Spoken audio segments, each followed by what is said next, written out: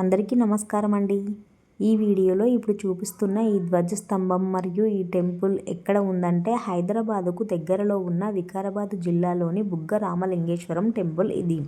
ఈ బుగ్గ రామలింగేశ్వరం టెంపుల్కి చేరుకోవడానికి వికారాబాద్ వచ్చి అక్కడి నుండి ఆటోలు మరియు కోట్పల్లి వెళ్ళే బస్సులు ఉంటాయి. మరియు బస్సు సౌకర్యం ఎక్కువగా ఉండవు కాబట్టి ఓన్ వెహికల్లో లేదా ఆటోలకి రావచ్చు. ఛార్జెస్ అయితే పెద్దగా ఏముండవండి. ఈచ్ వన్ 20 లేదా 30 రూపీస్ తీసుకుంటారు. మీరు ఎక్కువగా అయితే నైట్ పూట మాత్రం రావద్దండి, ఎందుకంటే ఇది అడవిలా ఉంటుంది కాబట్టి ఇక్కడ ఎక్కువగా జనాలు ఎవరు ఉండరు. కాబట్టి పగలు మాత్రమే ఇక్కడికి రండి.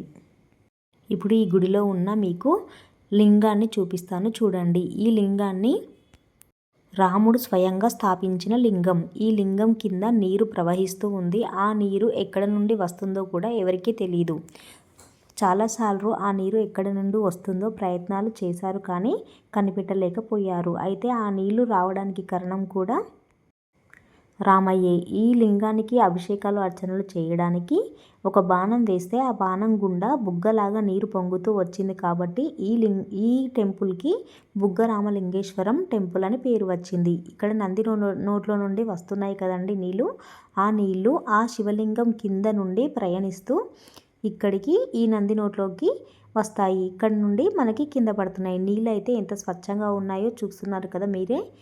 ఇక్కడ చాలా బాగుంటాయండి ఈ నీళ్ళు మాత్రము. ఈ నీళ్ళు తాగడం వల్ల మనకి ఎలాంటి రోగాలు ఉన్నా నయమవుతున్నాయని చాలామంది చెప్తుంటారు.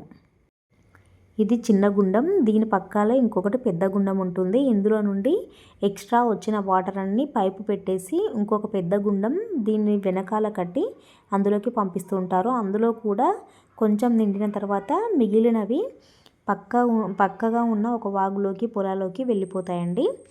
అవసరం ఉన్న వాళ్ళు వాడుకుంటారు. ఈ నీళ్ళు మాత్రం చాలా తీయగా స్వచ్ఛంగా ఉంటాయండి. ఈ నీళ్ళు ఎక్కడ నుండి వస్తున్నాయో ఎవరికి తెలియదనే విషయం మాత్రం చాలామంది చెప్తుంటారు. మీరు కూడా ఒకసారి ఈ టెంపుల్ని విజిట్ చేసి చూసి తరించండి. మరియు ఇక్కడ ఎక్కడా లేని విధంగా సూర్య దేవాలయం కూడా ఉంది. ఆ టెంపుల్ని కూడా చూడండి. ఇందాక చూపించాను కదా, అందులో చిన్నగా ఉంటుందండి. మీరు కూడా ఒకసారి దర్శించుకోండి.